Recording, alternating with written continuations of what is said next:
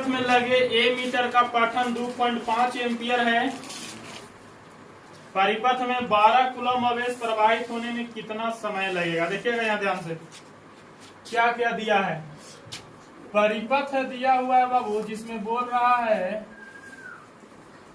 देखो कोई परिपथ है और परिपथ में ए मीटर लगाया गया है। ए मीटर कौची मापता है? विद्युत धारा की विभवांतर। तो क्या मापता है? तो विद्युत धारा मापेगा ए मीटर। तो बोल रहा है कि ए मीटर जो है वो कितना मापता है विद्युत धारा? आई का मान है 2.5 एम्पियर। समझ में आया? आगे बोल रहा है परिपथ में 12 कूलम आवेश प्रवाहित होगा यदि, तो कितना समय लगेगा?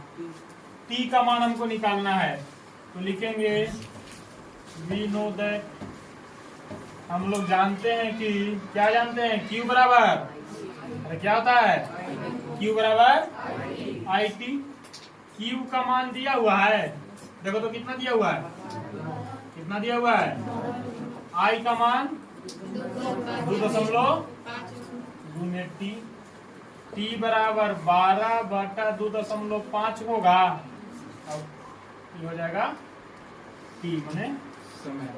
2.5 से अब 12 में भाग दीजिए, ये आ जाएगा 4.8 सेकेंड। यही होगा इसका आंसर। अगला देखिए,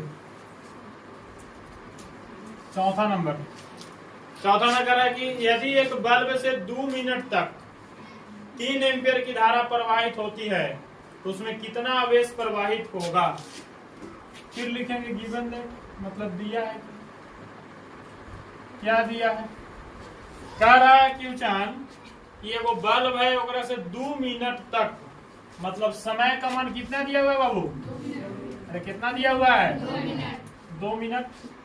और 3 एम्पियर की धारा, मतलब आई के मान 3 एम्पियर प्रवाहित होती है, तो उसमें कितना आवेश प्रवाहित हो रहा है? देखो कितना आसान क्वेश्चन है। Q का मान हमको निकालना है।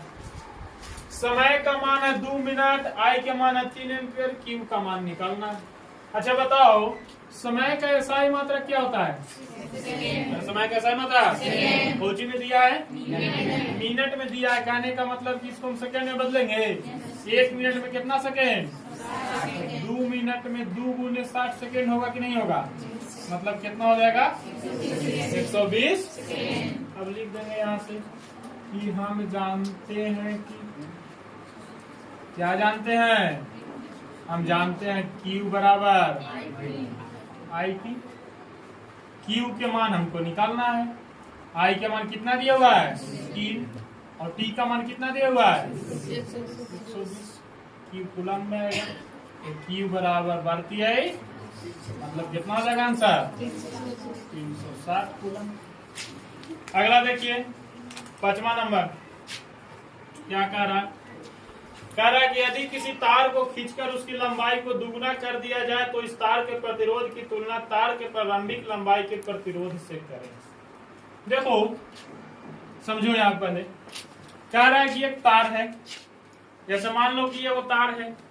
अब इसको क्या कर रहा है? खींच के अब इसकी लंबाई को क्या कर रहा है?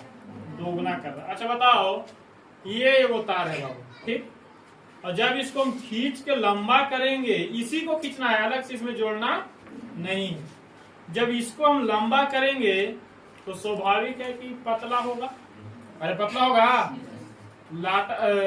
कोई वैसा लिक्विड वाला चीज रहता है, उसको खींचिएगा कभी तो पता चलता है कि पतला हो जाएगा। इसी को हम खींचेंगे तो क्या हो जाएगा? तो यदि इसकी लंबाई हम बढ़ाएंगे, खींच के लंबाई को क्या करेंगे?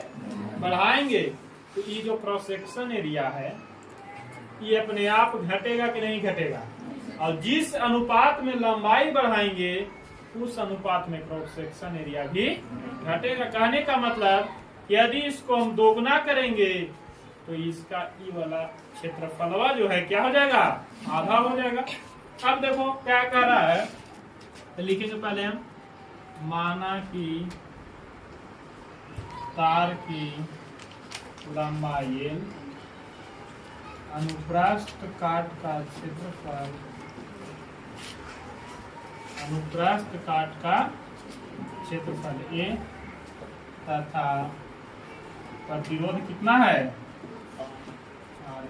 अब बताओ, एल मान लिए लंबाई, क्षेत्रफल मान लिए ए, और प्रतिरोध कितना मान लिए आर। तो हम फॉर्मूला बताए हैं, आर बराबर क्या होता है, रो इंटू एल बटा, अरे बताए हैं, इसको मान लेंगे इक्वेशन नंबर। अब आर को हम R1 कर दे रहे हैं, क्यों कर दे रहे हैं, क्योंकि हम जब इसको खींचेंगे तो इसके आर में परिवर्तन होगा। क्यों परिवर्तन होगा, क्या कि इसकी लंबाई बढ़ जाएगी, और लंबाई बढ़ जाएगी क्रॉस सेक्शन एरिया घट जाएगी।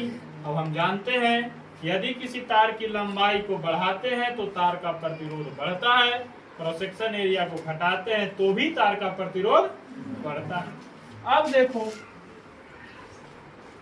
क्या कह रहा है, यदि तार को खींचकर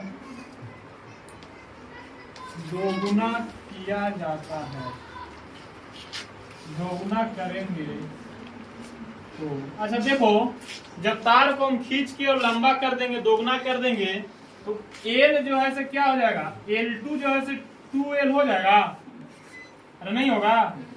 L2 मतलब दूसरा का लंबाई का मान कितना हो जाएगा, 2L। A2 का मान क्या हो जाएगा बाबू, तो पहिलका के आधा होगा कि नहीं होगा, A बटा 2। हमको निकालना कितना है, 8। अब देखो, तो R2 आर बराबर होता है बाबू रो इंटू एल बटा, यही ना होता है। तो जब दूसरा का कंडीशन के लिए R2 होगा, ये L2 हो जाएगा, अभी A2 हो जाएगा, होगा कि नहीं होगा। अब देखिए, R2 बराबर रो इंटू L2 बटा A2, यानी R2 बराबर रो, देखिए A2 का मान कितना दिया हुआ है, L2 का मान 2L और A2 का मान। अब किसी को लग रहा होगा कि सर समझ लो, अब किसी को लग रहा होगा,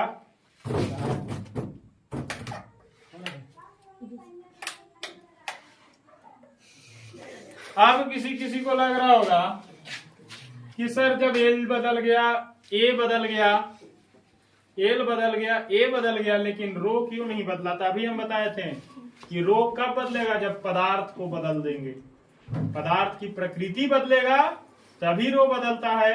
तो यहाँ पे उसी तार को ना खींचा जा रहा है, तो जब उसी तार को खींचेंगे तो रो का मान नहीं बदलेगा। अब क्या करेंगे, दोनों का अनुपात निकालेंगे ना। पहले एक बार देखो, R2 बराबर हो जाएगा रो इंटू, ये 2 ऊपर चल जाएगा, ये 2 दूनी 4 हो जाएगा कि नहीं हो जाएगा, 4L/A। अब लिखेंगे नाउ R1 बटा R2 बराबर, R1 का मान देखो कितना है, रो इंटू एल बटा, R2 का मान कितना है, रो इंटू 4L बटा, रो से रो कट गया, ए से ए कट जाएगा, एल से एल कट जाएगा, कितना आ गया बाबू, R1 बटा R2 बराबर कितना हो जाएगा, 1 बटा, यानी R1 अनुपात R2 बराबर 1 अनुपात, आंसर है।